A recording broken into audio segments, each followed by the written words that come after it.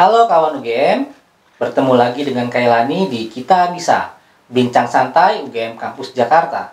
Saat ini saya berada di studio lantai 9 UGM Kampus Jakarta bersama dengan orang-orang hebat ini. Mereka adalah pemenang Business Case Competition yang diselenggarakan oleh PT Pupuk Kaltim bersama dengan Cafe Gama. Omong-omong, mereka ini juara 1 loh.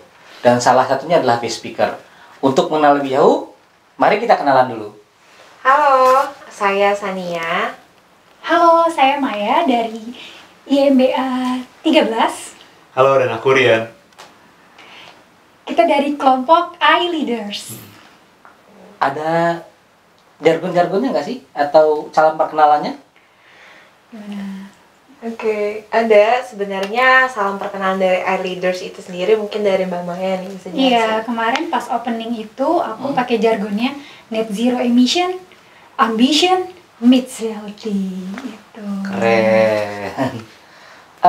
Emang kenapa sih ngambil nama apa tadi? iReality? iLeaders. Astagfirullahaladzim, saya salah. iLeaders. Jangan-jangan iLeaders ini I itu jadi adalah angka 1, itu yang buat jadi kalian jadi juara 1 ya? Amin. Amin. Itu salah satu doa juga. Salah satu doa ya. Kenapa ngambil nama iLeaders? Jadi I itu terdiri dari internasional, maksudnya mewakili dari kelas internasional, Oke. dan leaders yang berarti kita siap jadi leaders di masa depan. Sebelumnya kalian ikut lomba ini dicemplungin atau ada paksaan? Gimana, bisa diceritain nggak sih? Sebenarnya kalau kemarin sih kita bertiga tuh emang ditawarin untuk ikut lomba ini pas lagi UAS, dan kebetulan itu kita baru selesai UAS dan kita dikasih nih pilihan, mau ikut nggak gitu. Terus kita mikir bertiga, dan satu kelas juga emang mereka ada ikut andil sih untuk kayak lu aja nih gitu kan. Tapi akhirnya sih kita emang pada inisiatif sendiri kan, dan emang kita melihat bahwa ini peluang yang cukup baik nih untuk kita gunakan untuk mengembangkan diri dan mengimplementasikan ilmu pengetahuan yang udah kita dapat. Jadi ya mungkin ada yang bilang ini kita mungkin dorong atau jadi korban, tapi kan mungkin kita juga ngelihatnya sebagai sebuah ini sih lebih ke sebuah potensi untuk kita bertiga untuk lebih berkembang seperti itu. Tadi itu ikut lomba setelah UAS.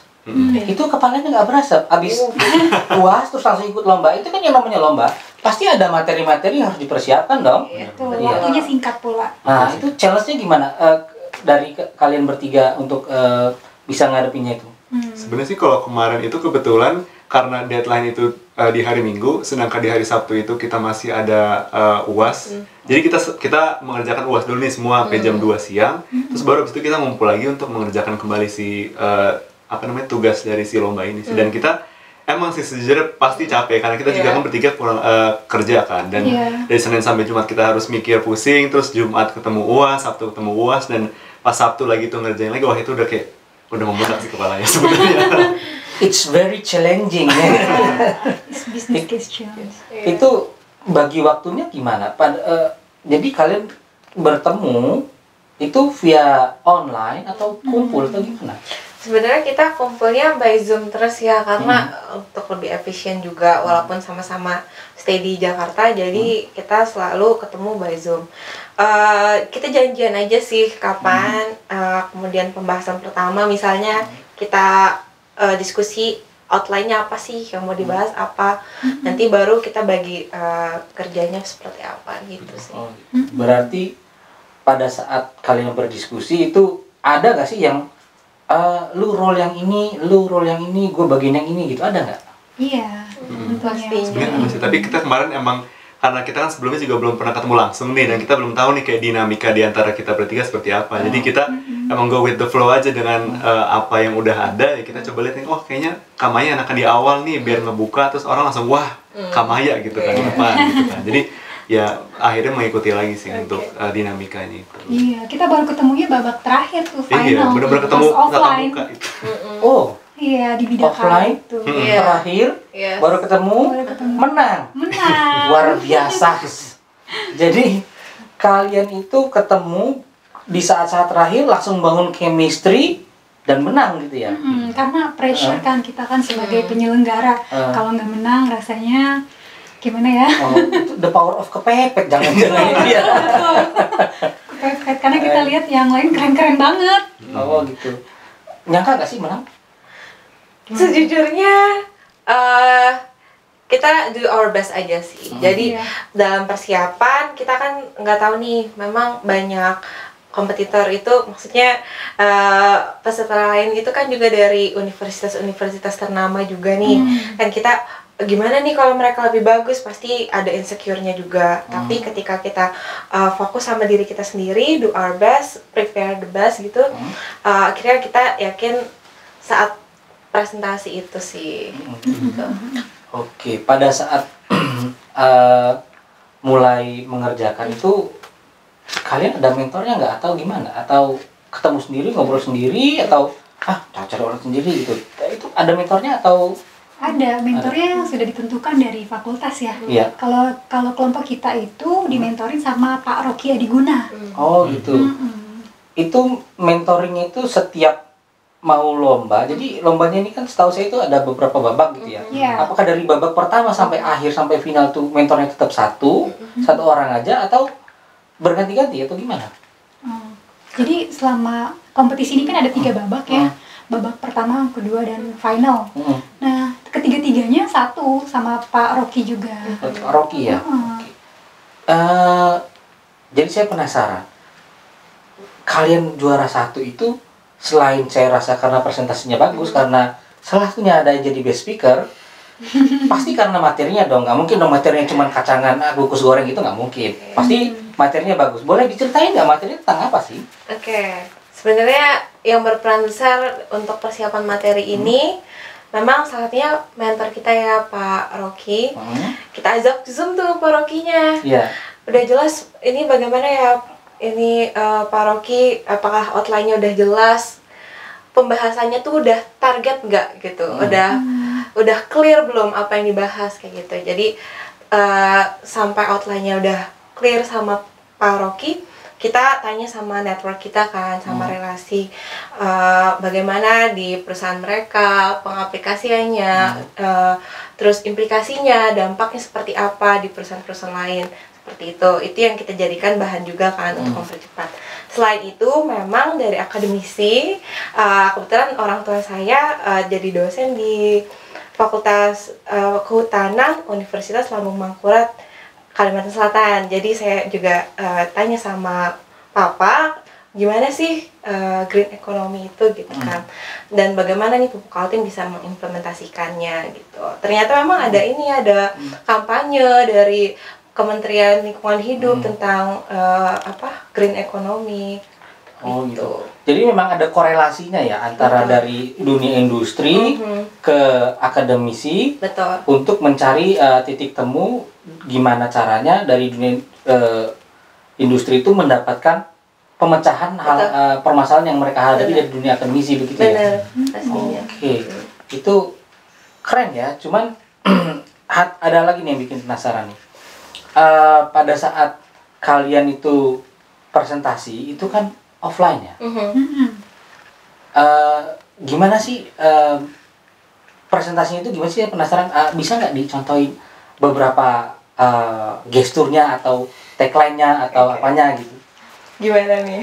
Ini mungkin kalau dari aku sih pengen ngomongin kan kemarin kita pas semester 1 itu kita ada nama kelasnya itu Leadership Communication. Nah, situ kebetulan kita emang ada salah satu ujiannya atau salah satu tugasnya itu harus membuat sebuah TED Talk. Jadi TED Talk itu jadi kayak misalkan kita ada satu presentasi dan kita harus menyampaikan dengan baik, dengan gestur, dengan cara berbicara, dengan intonasi yang baik. Jadi makanya kita dari situ sebenarnya udah ngeliat nih kayak, oh ini bisa nanti kita aplikasikan nih pas nanti kita presentasi di depan. Jadi kenapa akhirnya mungkin ketiga dari kami dan terutama Kamaya bisa dapat best speaker mungkin karena itu juga sih. Karena kita ngeliat kayak itu sebuah opportunity dan peluang yang bagus untuk kita gunakan dan aplikasikan di dunia nyata kayak gitu sih. Seperti itu. Oke. Kalau dari kalian sendiri nih, pada saat ikut lomba kan nggak nyangka menang tuh. Itu effortnya kan gede banget kalau pas pada saat mau persiapan kan ya. Kalian punya saran nggak sih kalau untuk teman-teman yang mau ikut lomba di tahun-tahun berikutnya? Karena setahu saya ini kan lombanya annual ya, tiap tahun ya. Entah itu penyelenggaranya berbeda atau sama. Kira-kira kalian punya saran nggak sih untuk yang mau ikutan tahun depan? Atau kalian mau ikut lagi tahun depan biar jadi juara 1? Kasih kesempatan yang lain lah. Iya, sebenarnya mungkin dari aku dulu ya. Kalau saran, kita ini kan apa ya? Maksudnya kita dari sudut mahasiswa, tentunya kan pengalaman itu belum sekaya itu seperti orang-orang yang lain mungkin yang sudah berkarir 20 tahun, 30 tahun seperti itu ya. Mungkin kalau saran dari aku, kita harus aktif gitu, cari informasi yang di luar dari buku. Sebenarnya buku itu adalah landasan teori gitu ya, buku, jurnal, apapun itu landasan teori. Tapi pengembangannya pada kehidupan, pengembangannya pada bisnis, pada industri itu pasti harus berdasarkan apa yang dilakukan di lapangan. Jadi itu yang kita harus komunikasikan atau kita yang harus cari tahu sama relasi-relasi atau network kita gitu. Jadi harus proaktif lah intinya. Gitu sih, Mas Kai. Ya. Ada yang mau nambahin? Setuju sih sama Sania.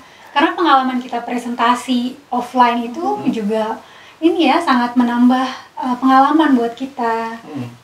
Gitu. Iya sih. Mungkin kalau dari aku sih ngelihatnya kalau lu takut buat ngelakuin itu langsung cobain aja gitu karena ya nothing tulus juga kan dengan kita ikut lomba ini kita nggak ada yang kita sesali, nggak ada yang kita buang kan maksudnya nggak ada yang nggak berguna kan. Jadi kita ngelihatnya lebih ke ya nanti tulus aja gitu. Kalau misalkan kita menang ya alhamdulillah, kalau nggak menang ya udah ini buat pelajaran ke depannya kalau memang kita mau ikut lomba lagi. Dan mungkin kalau untuk ikut lomba BCC ini khususnya mungkin lebih ke melihat peluang bahwa lu bisa menggunakan semua ilmu yang udah lu dapatkan di semester 1 atau semester sebelumnya udah dijalani untuk diimplementasikan lebih jauh dan lebih dalam. Karena di situ kita jadi akhirnya ngelihat kayak ternyata kemarin yang kita pelajari itu sebenarnya bisa nih kita pakai di seperti ini atau bukan di cuma teori ya. Betul. Nah, yang kayak tadi pembahasannya juga bilang kan kita buku itu kan sebenarnya cuma membuat landasan teori. Sedangkan kalau misalnya udah kita aplikasikan di real life situation kan berarti lebih masuk akal dan lebih kayak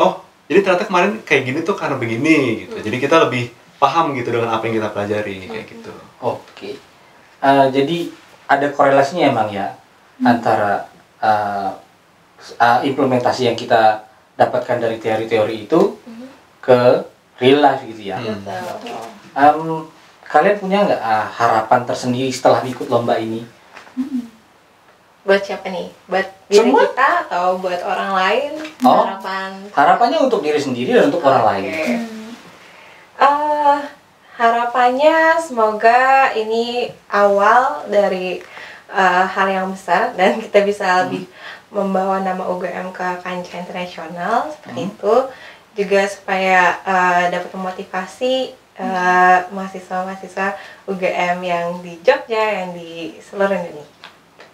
Betul, kita pengen jadi inspirasi buat teman-teman UGM nih, apalagi yang zillennials. Jangan takut untuk mencoba, jangan takut untuk public speaking.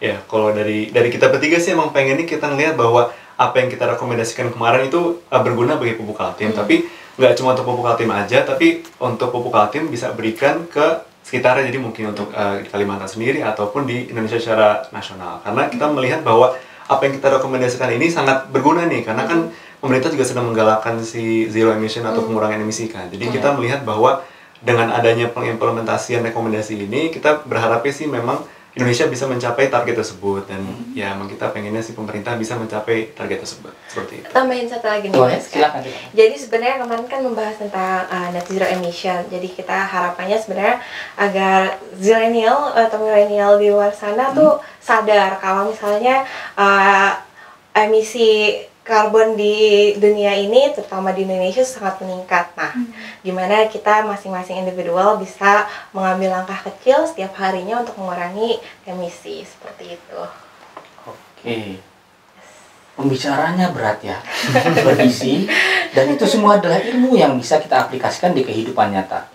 Oke, sebelum saya tutup, ada closing statement atau yel-yel atau it's okay, apapun itu. Net zero emission, ambition meets reality. Oke, ya. Oke, kawan UGM, saya rasa cukup sekian. Sampai jumpa di kesempatan berikutnya. Bye.